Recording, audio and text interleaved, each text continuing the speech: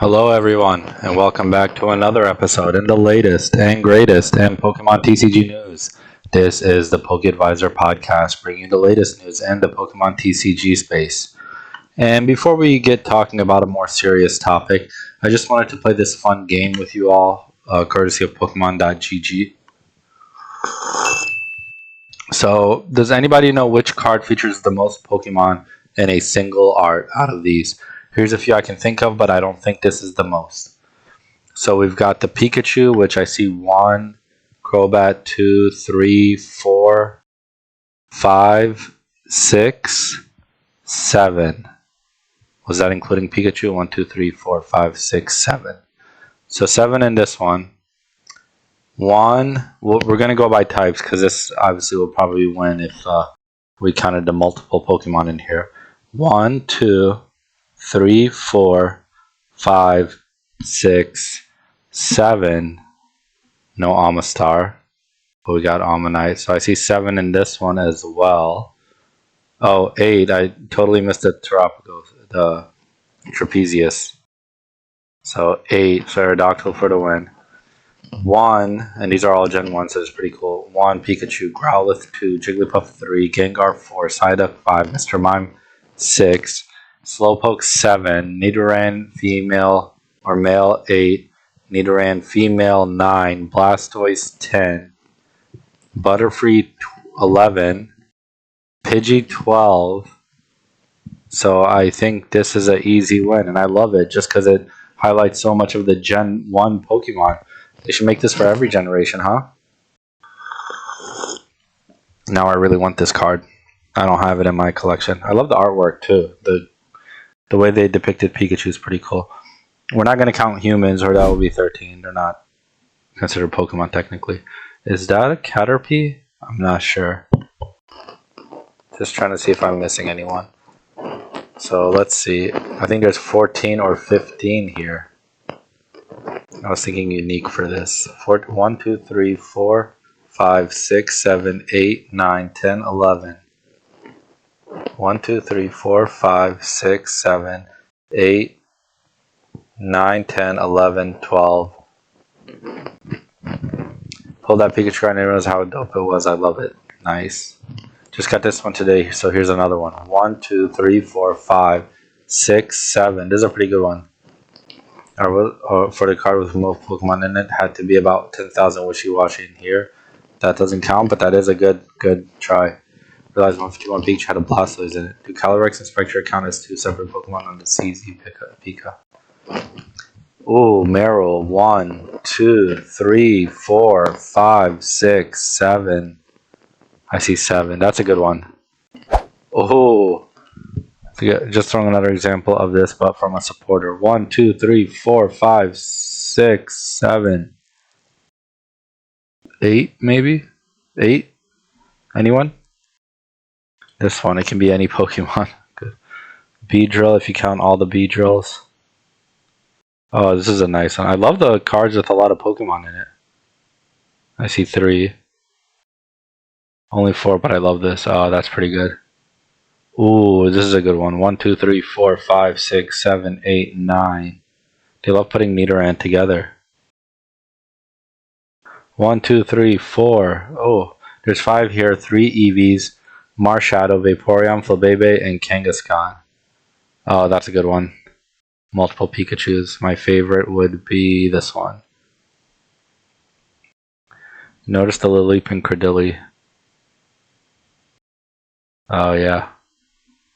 That's a good one. Oh, and they took out the words from it. Wow, Crown Zenith is a hit, man. You know what I mean? Crown Zenith's really got it. This is the immersive card has a lot. I agree. Crown Zenith always coming in with the hits. They need a Crown Zenith 2.0. So I saw this. I don't know if it's real. How would you feel if this was the Rocket Mewtwo SIR?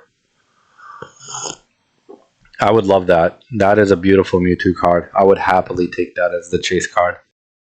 Okay, let's get into, so we've got some evolutions in release in China's Gem 2 pack. So Eevee, I love the beautiful artwork. Umbreon, Sylveon, and I think there's a Leafeon as well. Probably all of them once the set is more revealed. So that was a fun little exercise. So what I wanted to talk about today was, oh, here's the Leafeon. So I think you should not sell your cards right now. I'm not selling my cards. I know we have been talking about a huge dip in the market. I'm not going to call it a crash. I don't think it's a crash. It just doesn't feel like a crash. It feels like a 10%, 20%, 30% correction after a high increase. And when things increase that high, there's bound to be a correction. And it probably comes from, someone doesn't want to sell his for a certain price anymore, and it's not really a price that's appealing for buyers, and so they're just going to sell for a lower price, and then someone sees that person selling for a lower price, and that kind of sets a new quote-unquote market price for the card, because now nobody wants to buy it until it's the lower price, and so on and so forth, and it just keeps coming down, because a lot of people that are selling now are, I don't want to call them scalpers, but people that have just gotten into the hobby and now want to get out of the hobby, hoping to make a quick buck. And so I think that's kind of the reasoning behind a lot of these card prices going down. And so what I recommend, if you're a long-term investor, first of all, if you love the hobby and you love the cards, there's no reason to sell. You bought this card for you because it's a hobby for you. And so I don't recommend selling anything right now. Of course, you're welcome to do whatever you want. I think the hobby still has a long way to go. And just seeing the sets that are coming out, I don't think the hype around this time of the hobby is going anywhere, at least not until next year's anniversary set. We've got Destined Rivals coming up. We've got the Black and White era coming up. We've got a Mega era coming up. We've got the game coming out, Legend ZA, towards the fall, and that one's kind of a wild card. So it may, for example, I got back into this because there was no main series game that had come out in a while, and so this was a nice way to get my Pokemon fix until a game comes out. With that said, Pokemon Company coming out of a game only increases publicity for the game with more fans and more buyers. And so what I recommend is not selling right now. And if you are going to sell, make sure you sell for a price that you're happy with. Don't settle for the lower prices. And then what I'm doing personally is I started collecting Sun and Moon XY era sets. Sure, they're more expensive, but the prices are a lot more stable. They're a lot more stable, and it's just so everything that came out after Sword and Shield have been printed to not to demand but over demand, especially with all these shortages. With so many people collecting these boxes, we're not going to see the value increase for a very, very long time. We're just now starting to see Vivid Voltage prices come up a bit, as well as Champion's Path, because they have been printed into the ground.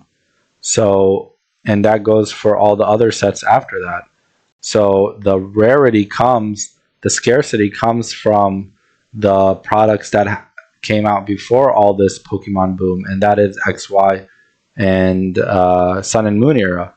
And for that reason, I'm just going to hold out and continue collecting XY Sun and Moon era cards. This is a hobby for me, so indefinitely. That's what I'm gonna do. Again, you're all free to do whatever you want. I'm just sharing my take on the hobby.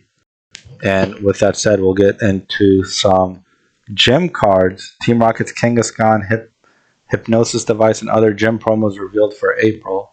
So you got Psyduck here, just dazing off. Golduck, his evolution for that card. We've got mischievous, Kangaskhan, and some item cards. So, a couple good cards in here. Probably more for the competitive scene. All 98 main set cards revealed. Ooh. So Destined Rivals, as we know, comes out May 30th. You've got Giovanni, Executive Ariana. You've got Executive Proton, Executive Archer, who has the Moltres, Executive Petrel, and then the Rocket Grunts. We've got Dark Hypno, we've seen that. Dark Ampharos, we've seen that.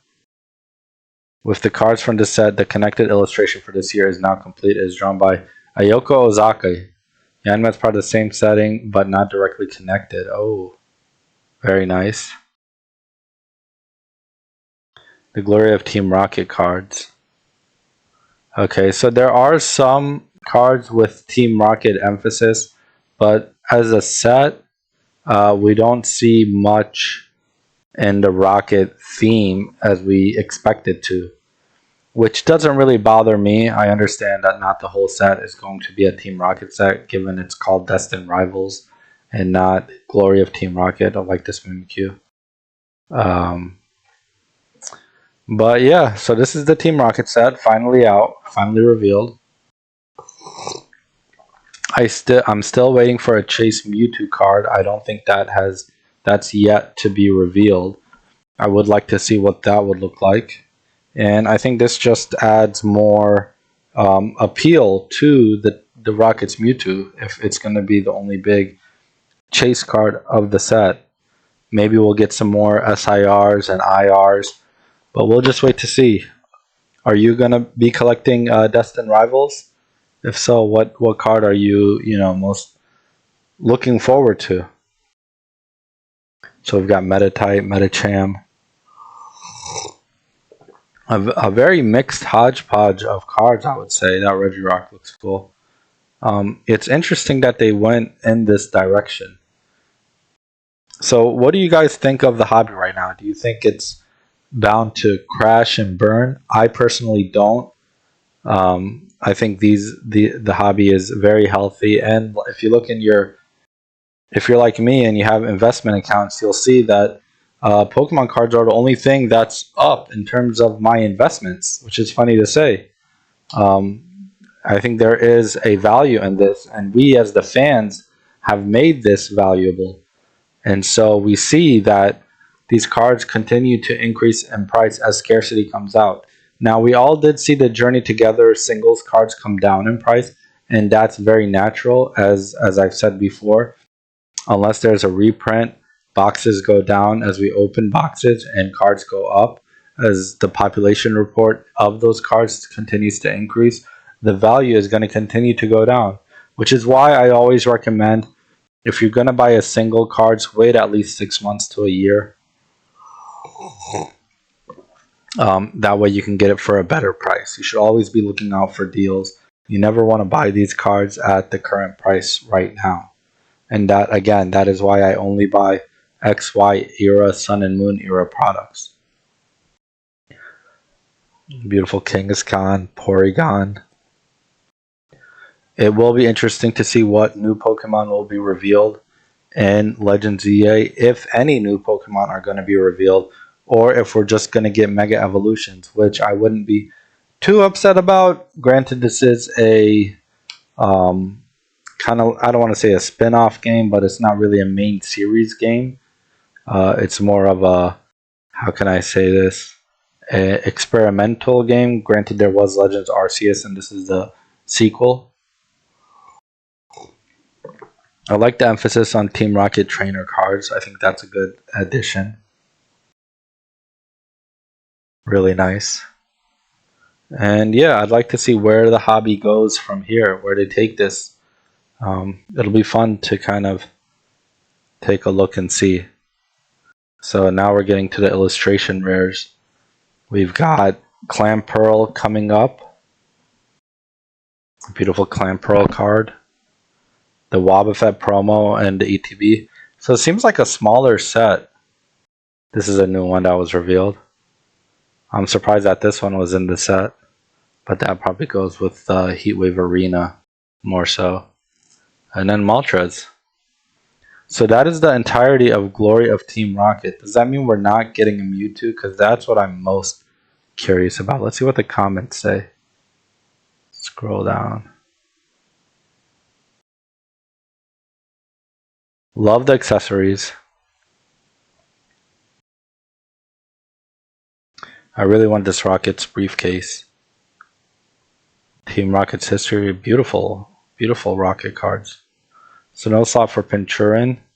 Chingling just got his first card since 2009. The new bar to beat for being neglected is Quilladin. Arboliva EX, yes. So a lot of positive reaction.